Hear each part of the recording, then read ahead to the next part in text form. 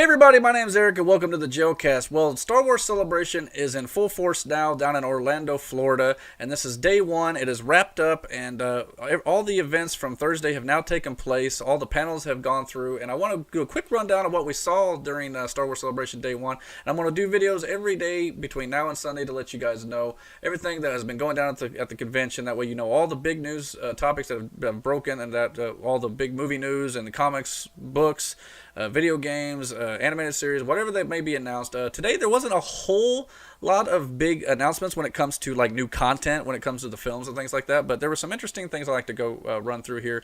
We started off the day with the 40th anniversary panel that included special guests, surprise appearances by George Lucas and Harrison Ford even, and including all the main cast from the original trilogy except for Carrie Fisher and Kenny Baker, unfortunately, because they have passed away. But they did make mention of them, and they honored both of them very well. It was also interesting to see Hayden Christensen and Ian McDiarmid come out and talk about some of their old stories and experiences as well. We even got on-location videos from Sam Jackson and Liam Neeson, and everybody, you know, I've already seen the internet start to kind of say, oh, Mace Windu movie confirmed, he's coming back. Sam Jackson was kidding. He was, well, half kidding. I mean, they haven't confirmed that a Mace Windu is going to be made again. He basically said that he would love to see his character come back, because we know Jedi can fall from great heights and lose limbs and be just fine. So I think it was a tongue-in-cheek comment. It was very, you know, he's being very jocular, you know, making a big joke about it. So I don't see that actually happening anytime in the near future. And then Liam Neeson, you know, was joking about how, you know, he's on location making a Jar Jar Binks movie, and spoiler alert, he goes to the dark side. But again, those two movies are most likely not going to get made. But it was a lot of fun to see them there.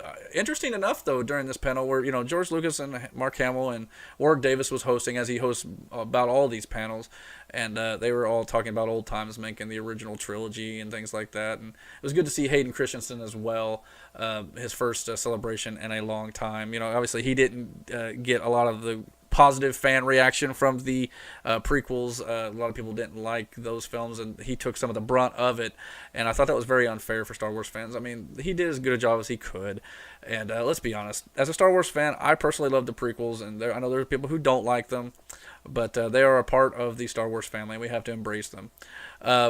Interesting enough, though, at this panel, no Ewan McGregor, at least yet anyway.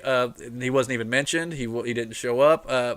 A lot of people were speculating that possibly by Sunday they may announce an Obi-Wan movie that will be coming out soon, a standalone film much like Rogue One or Han Solo in the near future. So we may still get Ewan McGregor. I'm not sure yet. But if we don't, it doesn't mean that that's not going to happen. It just means that maybe they're not going to announce it just yet. But we'll see. We still got 3 days of the convention left, so we'll go from there.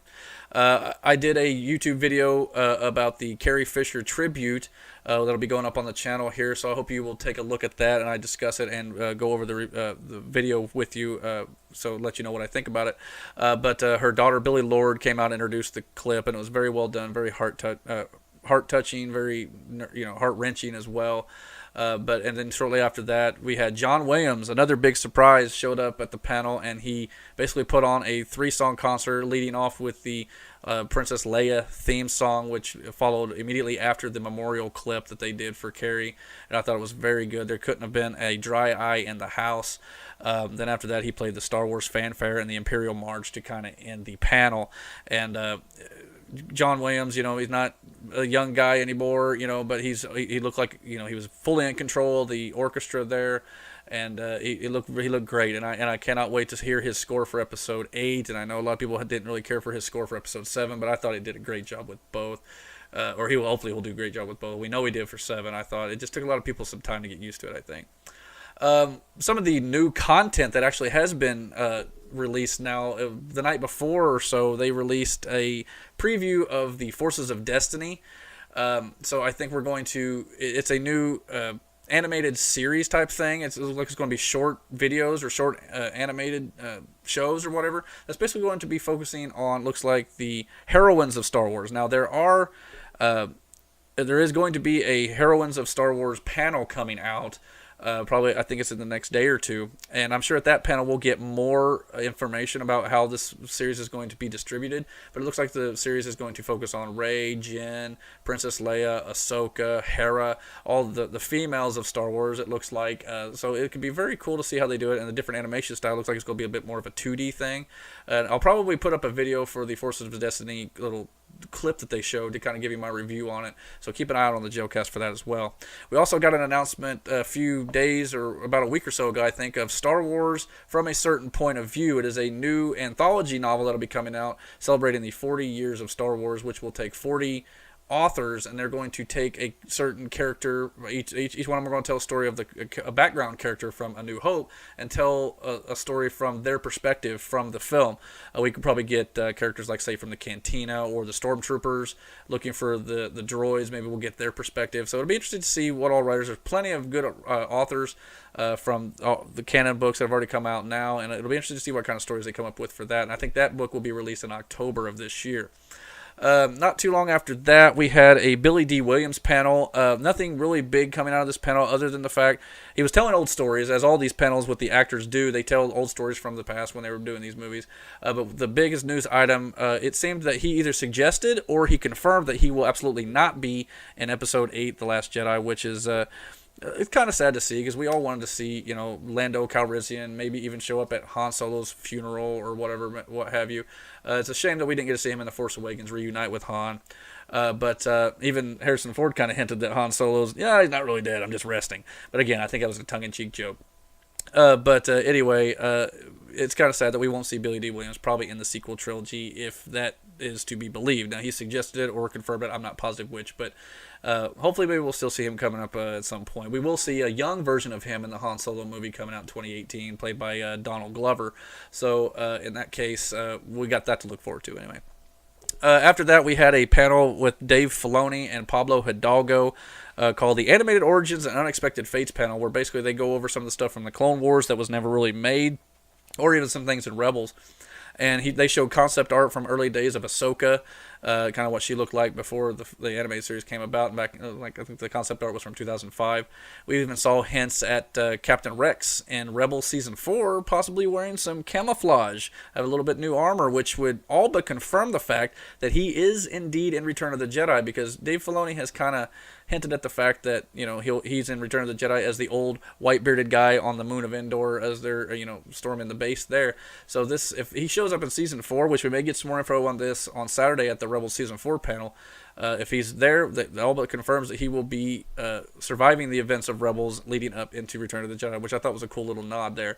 Also, the panel ended with unfinished Clone Wars scene where Cad Bane and Boba Fett kind of had a blaster duel in an old Western style, and they both, acted like they were going to shoot, and they just kind of waited, and they both drew at the same time, and then, Boba Fett and Cad Bane both shot each other, and they both fell to the ground, and Boba Fett, you see his helmet laying there with a blaster dent in his head, which explains why the helmet's got a dent in it. This kind of makes you really wish that, they were able to finish the Clone Wars. And they were unable to do that due to the Disney acquisition and stuff like that. So I hope that maybe this unfinished arc will be released, kind of like the Bad Batch arc, or a couple. I think they had 2 different arcs that were released. So I'm hoping that will come online, and if it does, it'll be for everybody to enjoy the whole episode. Now, this was just a small clip, but it does kind of show Cad Bane a little more, and there was even little talk that maybe Cad Bane could possibly end up in Rebels Season 4, or maybe we'll see Boba Fett in Rebels Season 4. We don't know. We'll have to wait till Saturday to see how the Rebels panel goes. We also had, to end the show, there was a whole lot else really happened today. We had Ian McDiarmid panel with old stories that he was telling. It was a very entertaining panel, actually. I'd never really seen Ian McDiarmid have a panel like this. But you could clearly tell he has such love for the character of the Emperor and Senator Palpatine, and it clearly shows. He had a little bit of tongue-in-cheek fun with the crowd, answering questions and stuff like that.